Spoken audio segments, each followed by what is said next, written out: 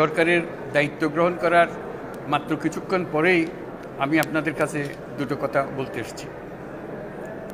আজ দ্বিতীয়বার যারা স্বাধীনতার স্বাদ আমাদের সকলের জন্য সম্ভব করল, সেই বৈষম্য বিরোধী ছাত্র আন্দোলনের শহীদ ছাত্র জনতা এবং এতে আহত অসংখ্য আন্দোলনকারীকে স্মরণের মাধ্যমেই দেশবাসীকে আমি কিছু কথা বলতে চাই। তাদের দুঃসাহসিক আত্মত্যাগ, সাহস ও সারা দেশকে ঐক্যবদ্ধ করার বিনিময়ে ছাড়া এই স্বাধীনতা অর্জন কখনোই সম্ভব হতো না। সেই সঙ্গে তাদের সেই মুক্তির আকুতিগুলো উপলব্ধি করে সেনা, নৌ এবং বিমান বাহিনীর যে অকুতোভয় সদস্যরা দেশের মানুষের পাশে এসে দাঁড়িয়ে এই বিজয়কে ত্বরান্বিত করেছেন, তাদের প্রতিও জানাই জাতির পরম কৃতজ্ঞতা ও অভিনন্দন। ছাত্র জনতার অভ্যুত্থানে আমাদের দ্বিতীয় স্বাধীনতা অর্জন উৎসবের মুহূর্তে এই স্বাধীনতাকে নস্যাৎ করার জন্য ষড়যন্ত্রকারীরা দেশে একটা অরাজকতার ও ভীতির পরিবেশ সৃষ্টি করেছে। অরাজকতা আমাদের শত্রু, একে দ্রুত পরাজিত করতে হবে। এই মুহূর্তে সরকারের প্রথম কর্তব্য হিসেবে আমরা এই ষড়যন্ত্রকারীদের কঠিন হাতে দমন করব। স্বাধীনতার মুক্ত বাতাস যেন প্রত্যেকে বুক ভরে নিতে পারে, এই নিশ্চয়তা দানেই আমাদের সরকারের প্রথম পরিস্থিতি। এই ব্যাপারে দেশবাসীর সহযোগিতা কামনা করছি। দ্বিতীয় স্বাধীনতার এই মিলন মেলা থেকে বাদ যাবে না যারা আমাদের শান্তি শৃঙ্খলা রক্ষাকারী প্রতিষ্ঠানগুলো, নৌ, সেনা, বিমান বাহিনী, বর্ডার গার্ড, পুলিশ, আনসার, গ্রাম প্রতিরক্ষা, কোস্টগার্ড, কেউ বাদ যাবে না। অন্য সবার মতো তাদের প্রত্যেক সদস্য আজ উপরওয়ালার আইন বহির্ভূত জবরদস্তিমূলক হুকুম থেকে মুক্ত। কারোর জন্য এটা বিন্দুমাত্র ব্যাহত হলে আমাদের আজকের উৎসব ম্লান হয়ে যাবে। প্রচণ্ড নিষ্ঠুর পতিত স্বৈরাচারী সরকার এসব প্রতিষ্ঠানকে দিয়ে ক্ষমতা কুক্ষিগত করে রেখেছিল। আমরা তার এই প্রচেষ্টা ব্যর্থ করে প্রতিষ্ঠানগুলোর হারানো গৌরব ফিরিয়ে আনব।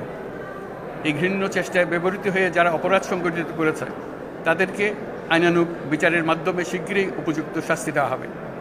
একই কথা দেশের সকল মন্ত্রণালয়, সংস্থা, শিক্ষা প্রতিষ্ঠান, নানা কর্মক্ষেত্রের জন্য প্রযোজ্য। সর্বত্র অপরাধীর বিচার হবে। আজ প্রত্যেকটি প্রতিষ্ঠান ও তার সদস্যরা নিজ নিজ কর্তব্য পালন করার মাধ্যমে দ্বিতীয় স্বাধীনতাকে উপভোগ করবেন, দেশকে গৌরবের শীর্ষে নিয়ে যাবেন এবং দেশবাসীকে এবং জগৎবাসীকে উপভোগ করার সুযোগ করে দেবেন। আমি জাতির পক্ষ থেকে প্রত্যেকে নির্ভয়ে আনন্দ চিত্তে নিজ নিজ কর্মস্থলে নিজ নিজ সামর্থ্য নিয়ে এগিয়ে আসতে অনুরোধ করছি। দেশের সকল মানুষকে আজ স্বাধীন, নির্ভয়, নিরুদ্বেগ থাকার জন্য নিশ্চয়তা দেওয়ার জন্য আমাদের ছাত্র শহীদরা প্রাণ দিয়েছেন। এই অভ্যুত্থানের মাধ্যমে সৃষ্ট সরকার দেশের প্রত্যেকের সরকার। এখানে থাকবে সকলের আকাঙ্ক্ষা পূরণের অধিকার। অরাজকতার বিষবাষ্প এখন যেই ছড়াবে, বিজয়ী ছাত্র জনতা সহ মুক্ত মানুষের আইনশৃঙ্খলা বাহিনীর পূর্ণ শক্তি তাকে ব্যর্থ করে দেবে। নিষ্ঠুর স্বৈরাচারী সরকার দূর হয়ে গেছে। কাল সূর্য উদয়ের সঙ্গে সঙ্গে গণতন্ত্রের, সুবিচারের, মানবাধিকারের নির্ভয়ে মত প্রকাশের পূর্ণ স্বাধীনতার জন্য সকলের স্বাচ্ছন্দ্যে জীবন ধারণের সুযোগ প্রদানের সচেষ্ট সরকারের ঘনিষ্ঠ সান্নিধ্য ও সহমর্মী পরশ দলমত নির্বিশেষে সবাই উপভোগ করবে। এটাই আমাদের লক্ষ্য। আমাদেরকে এই লক্ষ্য পূরণে সাহায্য করুন। সারা বিশ্ব আজ অবাক হয়ে বলছে, সাবাস বাংলাদেশ, সাবাস বাংলাদেশের ছাত্র জনতা। আমরা এই অর্জনটাকে আর অনেক দূর নিয়ে যেতে চাই। আমাদের ছাত্র জনতার জন্য কিছুই অসম্ভব নয়। আমাদের তরুণরা অসম্ভবকে সম্ভব করতে পারে, তারা সেজন্য প্রতিজ্ঞাবদ্ধ।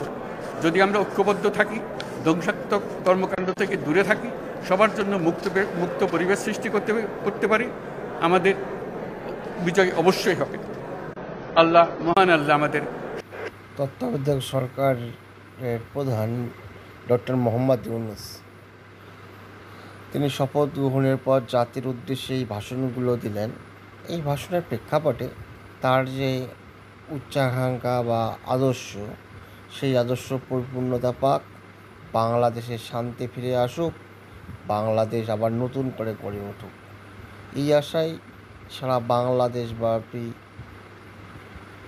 বাসী করে আসছে। ধন্যবাদ।